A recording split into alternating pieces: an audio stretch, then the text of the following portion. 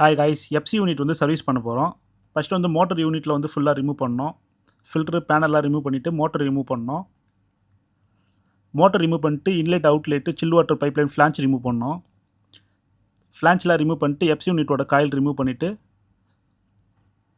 FC unit வந்து இப்போ வந்து வாட்டர் வாஷ் பண்ணது. பேனல் ரிமூவ் பண்ணிவிட்டு காயிலில் வந்து ஃபஸ்ட்டு வாட்டர் வாஷ் பண்ணோம்.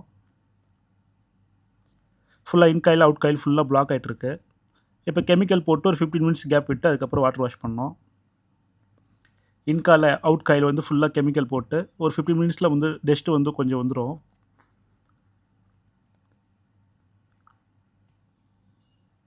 இப்போ காயில் வந்து பேக் சைடு உல்ட்டா பண்ணிவிட்டு அப்புறம் வாஷ் பண்ணோம்.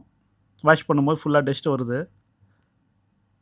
ஒரு 3 ஹவர்ஸ் இந்த காயில் க்ளீன் பண்ணோம். இப்போது இப்போ ஓகே, ஃபுல்லாக கிளியர் ஆகிடுச்சு. இப்போ திருப்பி எஃப்சி யூனிட்டில் எடுத்து போய்ட்டு ஃபிக்ஸ் பண்ணோம். எஃப்சி ஃபிக்ஸ் பண்ணிவிட்டு ஃப்ளான்ச்லாம் ஃபுல்லாக டைட் பண்ணோம்.